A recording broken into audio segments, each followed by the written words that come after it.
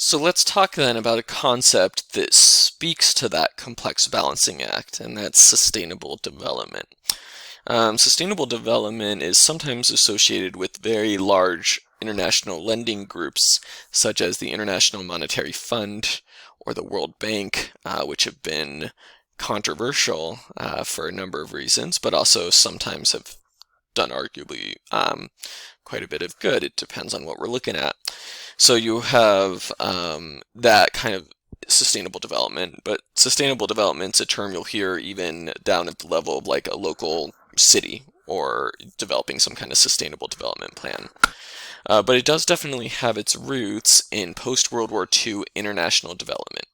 The idea of countries that we sometimes call first world, or more often now called the global north or the industrialized countries, essentially the high capital countries, investing capital, investing money and technology resources in the global south, as it's sometimes called, though that's a little misleading because not all the countries are south and not all the prosperous ones are north. But anyways, into the global south, into the less industrialized or less prosperous nations.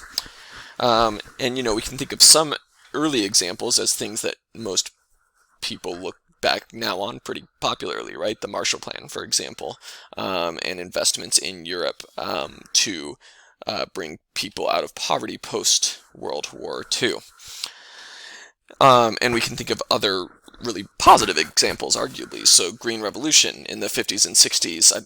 It's not a violent revolution. It's there was some agricultural scientists, particularly one guy, I forget his name, from the U.S., who spread certain kinds of farming techniques around the world with a variety of pilot projects, and ended up making a very serious dent in global hunger as a result. Really, really boosting the amount of food we produce without having to clear just tons and tons of more forest for it. And so international development is something we can look at and we can see good stories of.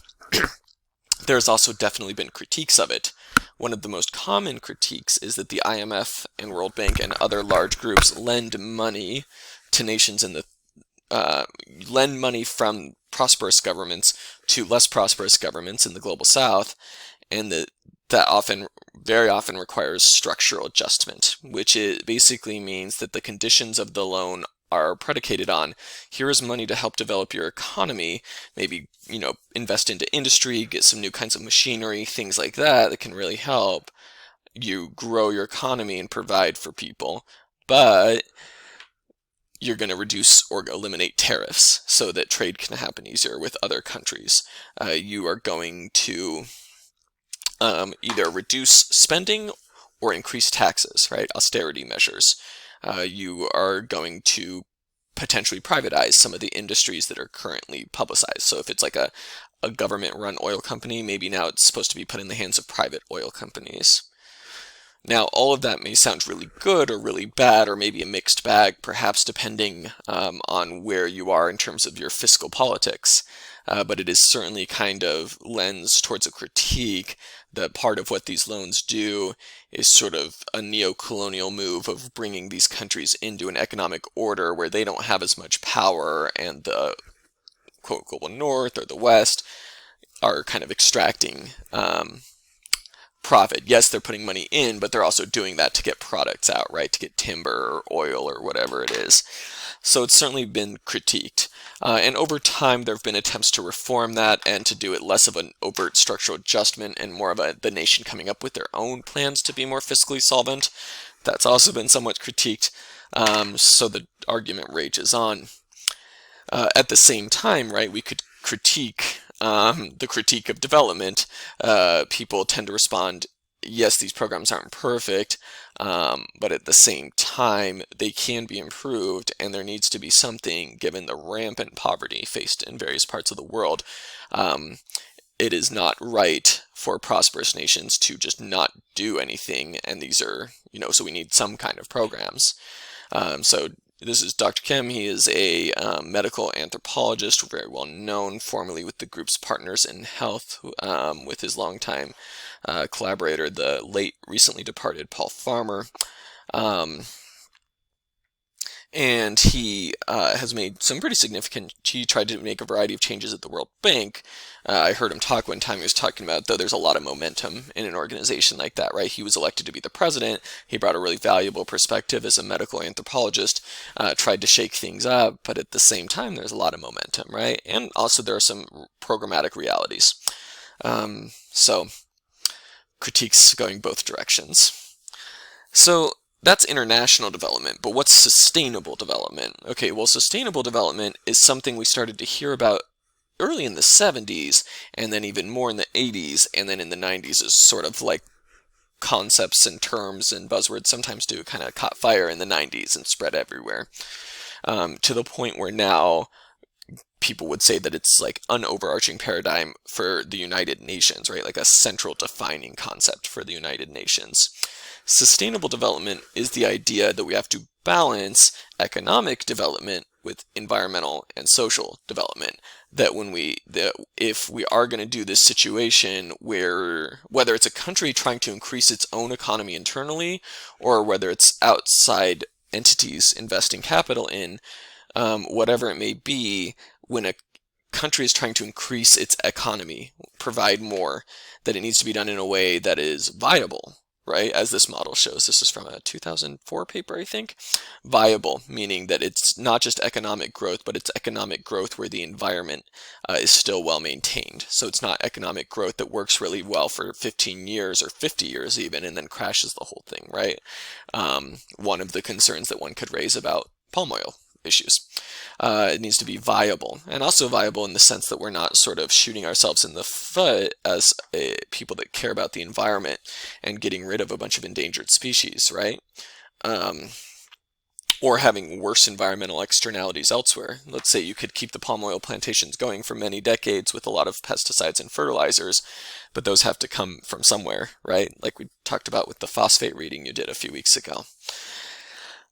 So it has to be environmentally viable, is this idea. And it also has to be socially equitable and bearable, right? It has to be something where people in a society are not getting further marginalized as a result of the economic development, but hopefully, if anything, being brought to a more level playing field or a better economic condition. So, it's not going to be sustainable if you crash your environment. It's also not going to be sustainable if you crash things for large portions of your people. That can only go on so long before people are fed up. Or even if they're not, what a terrible situation. We don't want that.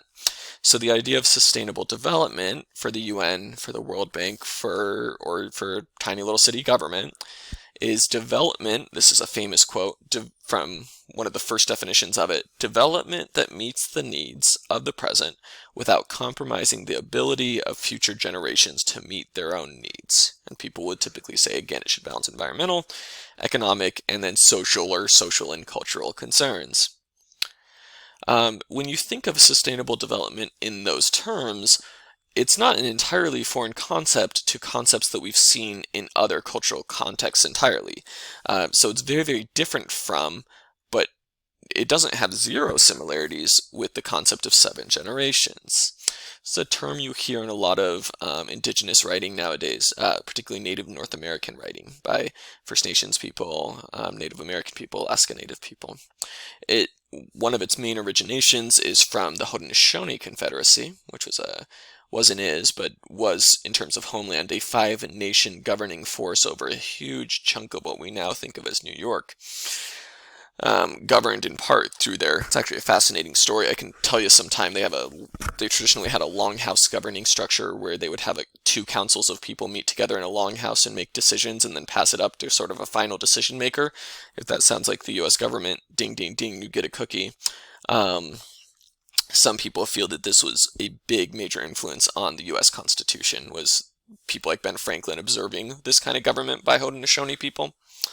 But in any case, in traditional stories about the Great Law of Peace and the peacemaker that brought the Great Law of Peace that united the various tribes into one confederacy, the peacemaker taught us, as Oren Lyons says, who is Haudenosaunee, he says about the 7 generations. He said, when you sit in council for the welfare of the people, you must not think of yourself or of your family, not even of your generation. He said, make your decisions on behalf of the 7 generations coming so that they may enjoy what you have today, right? And a lot of people have adopted that, this idea of looking ahead 7 generations. We even have companies greenwashing themselves that way now, or branding themselves that way, like sustainable paper companies and things like that, which I have very mixed feelings about, the sort of cultural appropriation there. But yeah, so this idea of looking 7 generations forward.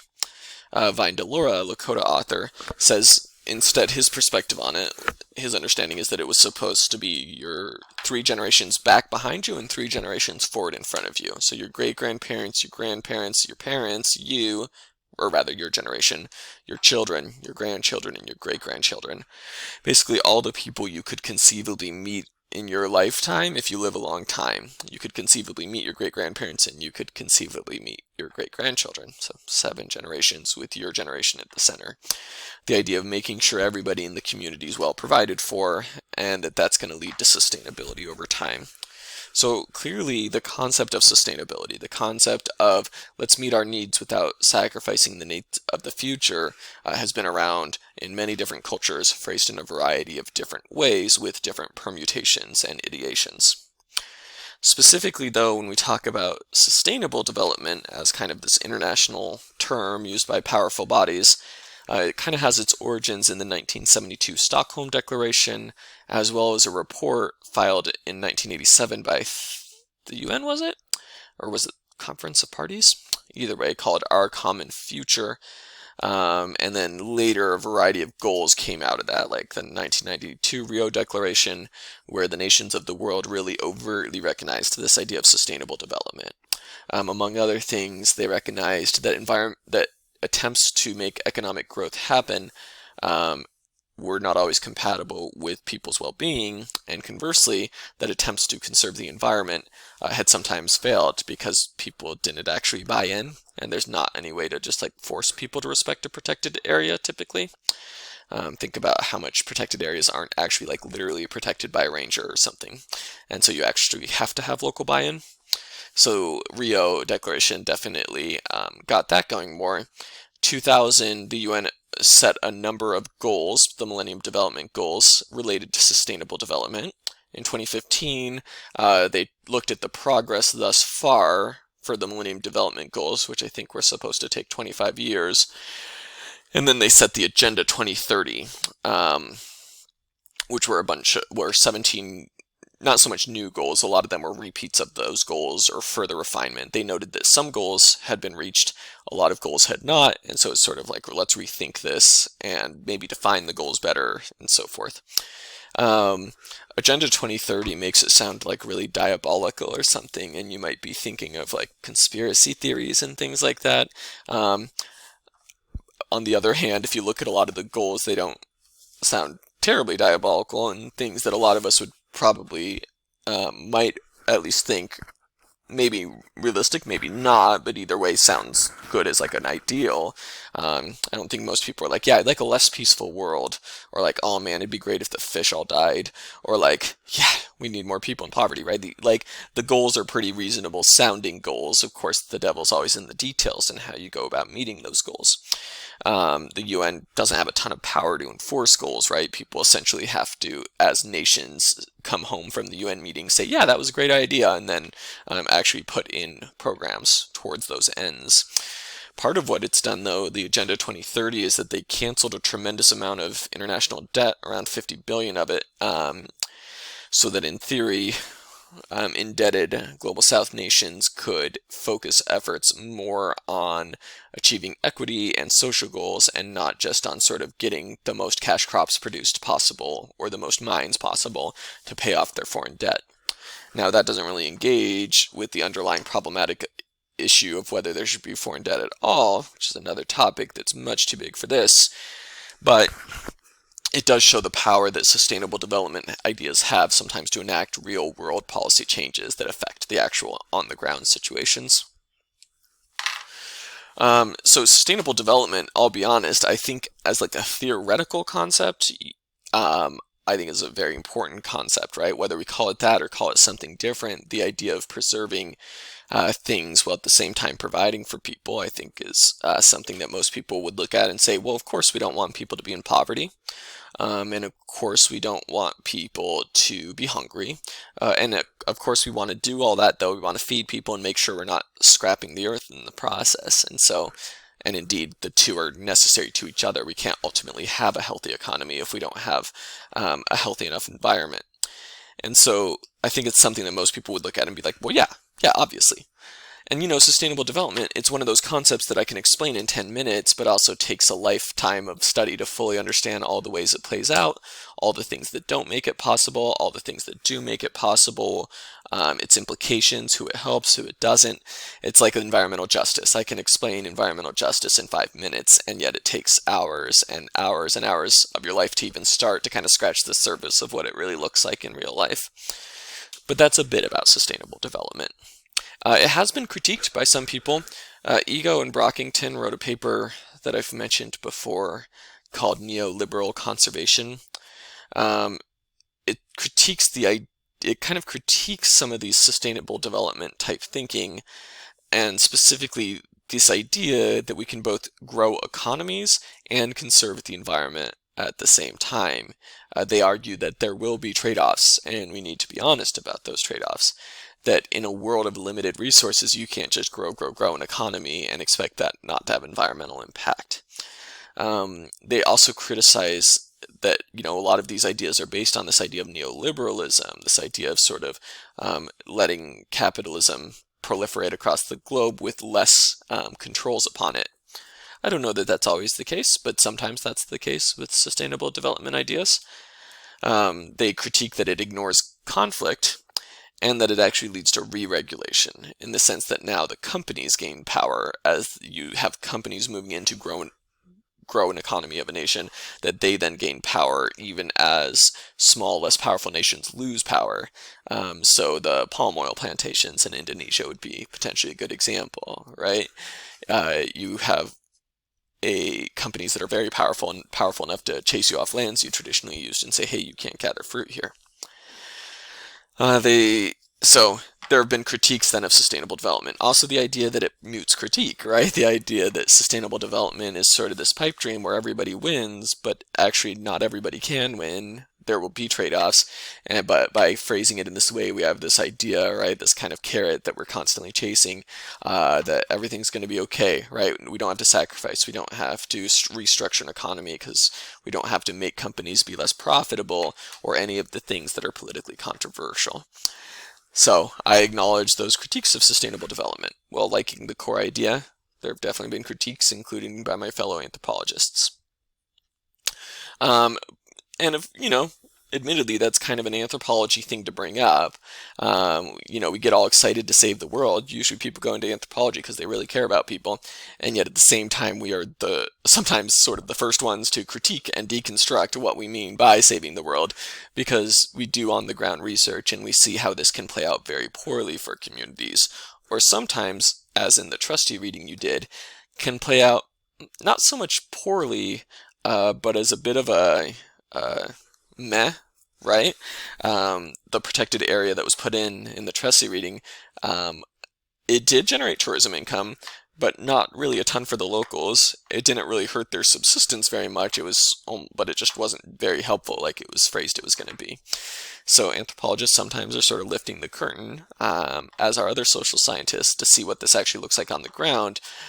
And sometimes it's better than others. Sometimes it's not very impressive. And so, because you can have a great program in theory, but the way that actually plays out might not really help people, or it might actually really help outside companies, that just one more way of getting into nations to get resources. The Neocolonial Critique. At the same time, I don't think we can just say, okay, fine, then everybody keep to themselves and not try to help other nations, nor do I think that we can say, oh, let's just kind of not grow economies at all and not even think about economic issues and only focus on the environmental issues. These are complicated issues we do have to engage with for some very practical human reasons. So I want you to lean back, close your eyes, stroke your goatee. Tell me, how much money do you spend in a day? Just like yell it at the computer screen. This is especially fun if you're in public. Or riding the bus. Oh man. But think about it. Food, gas, 1/30 of your rent and mortgage and utilities for however you do your living situation. 1/30 of your phone bill if you have one, and of your internet bill if you have one. 1/100th or thereabouts of tuition, your entertainment, any random things you buy at the store. How much money do you spend in a day? And that's not even getting into debt payments and things like that. The answer is probably quite a bit. We all spend or I shouldn't say we all, because who knows, and there's a lot of diversity here, but even those of us who spend less per day probably still spend a reasonable amount of money per day if we really think about it, a decent chunk of money, just kind of sustaining our basic life. It may surprise you to know that 10% of the world's population lives on what would be equivalent to about $2 American a day. So I want to repeat that. About 10% of the world's population lives on the equivalent of about $2 American a day. That's according to Poverty Puzzle Report. Makes it sound like not very official. It's from the World Bank, though. They are people that track this kind of thing and track it very closely. And it's not equitably distributed, as you may imagine. In fact, 50% of those people in dire poverty, we call that the international poverty line. 50% of them live in sub-Saharan Africa. A lot of the remainder live in, among other places, Southeast Asia. So it is definitely something that obviously affects certain regions more than others. And there's a lot of reasons for that, including histories of colonialism and resource extraction by the nations that have now become prosperous partly through those resource takings or resource extractions, partly because of the effects of multinational corporations, for other reasons as well, partly because of conflict, partly because of dictators, partly because of bad effects from planned economies, many different cases like Tanzania. We could think of many examples. So we call that the international poverty line, but it's worth pointing out that from an American perspective, that is far below what we would consider the poverty line and what the government defines as the poverty line. We would call it extreme poverty. Now, some good news, from 1990 to 2015, there was some big declines in the number of people and percentage of people in dire poverty. We went from about a third of the world's population to about 10%. It reduces by about 1% a year. That means millions less every year are in that much poverty. That doesn't mean they're out of poverty, but at least out of that extreme poverty line that we calculate. 68 million less from 2013 to 2015. That was a big jump. This is partly because East Asia and South Asia grew economically tremendously during that time period, and some parts of Southeast Asia. But still, the fact that 10% of our fellow human beings live on less than $2 a day is astounding. And obviously we have to factor in different rates for food and different things in different places, but $2 a day is still $2 a day fundamentally, right? There's a large chunk of the human population that has very, very, very little access to capital in a world that unfortunately in many ways runs on money. So there's been progress. That progress is inspiring. That's good. That's important. There's a lot of reasons for that, but there's still a lot more to be done. Hunger. So there's about 815 million. That's about 1 in 10 people, roughly, experiencing hunger. Oh, there, they did the math for me. 11%. Thanks, World Health Organization. As you can see, though, it varies a lot by area, with Africa, Eastern Africa, having 33%. So I want you to imagine in your country 1/3 of people being food insecure. And then malnutrition, right? We have about 155 million kids in the world under 5 who have stunted growth. It means they haven't gotten enough food to grow to the height that their genetics would predict. Children under 5 affected by having weight too low given their height. That's another way of measuring severe malnutrition, 52 million. Number of women of reproductive age affected by anemia. It's not enough iron, among other things, about 33%. So we still have major hunger issues in this world, although there's been definitely declines in certain parts of the world, and some parts of the world still have higher, really higher than there should be. That's a variety of a result of factors, as we've talked about before. It's not that we don't produce enough food.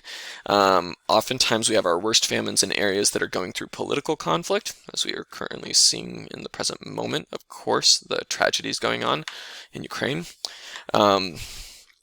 It is also sometimes the result of sort of freak weather events and things that can cause local droughts and different things, which many argue climate change has exacerbated that. Water situation similarly is a challenge. It's getting better slowly, but still is really not anywhere close to where we would like it to be, with about 26% of the world, or 1 in 4, having to either travel to find clean water or not having clean water at all. There's not like clean water being piped into their homes. And at least 2 billion people use water that's contaminated with feces. So this would typically be insecure water sources. It's not actually coming from plumbing or something. As a result, people get a lot of different kinds of diseases as a result. 2 billion people live in water-stressed countries. In least developed countries, only 50% of healthcare facilities had basic water services, which is obviously essential to a variety of different types of healthcare. So the problem is real, right? There are real human people that are really suffering in terms of not enough food, not enough water, not enough currency. And so I don't think it's enough to just kind of throw up our hands and say, well, we should do nothing then. Instead, I think we have to creatively, thoughtfully engage and think, and sometimes it might mean really hard, big picture kind of changes, systemic kind of changes in the world, some would argue. It may mean rethinking issues of wealth, issues of how we think about what we need versus what we want. It may involve investments, whatever it may be. Different people are going to have different opinions, right? The solutions are very much up for debate, and people, intelligent, well-meaning people, can have very different positions on what would make the most difference. But the idea that there is a problem there, I think, is undebatable. I think even the most cynical of international or sustainable development anthropologists would still say, yeah, there's a problem, and like we need to work on it. We just need to do a better job of working on it. And indeed, some anthropologists work in the development sphere trying to improve these programs from the midst of them, and sometimes get very frustrated when their advice is not heeded. So we need to help with economic situations. We want the world to be a more prosperous place where people have more food, water, and currency security and housing security. At the same time, as Ice Cube reminds us, we need to check ourselves before we wreck ourselves. This is not Ice Cube, this is Zach Galifianakis, in case you were curious what the other picture was of. I think it's from The Hangover, where he's quoting Ice Cube. Anyways, we need to check ourselves before we wreck the earth. That's not the actual quote, but close enough. Because growing the economy, as our Indonesia example showed, as our Oak Teddy example showed, trying to introduce a stronger economy, or can sometimes really only profit the most powerful. And I think those Indonesia examples are excellent examples of profits being produced for very powerful people outside the community, and very few of the local people actually benefiting.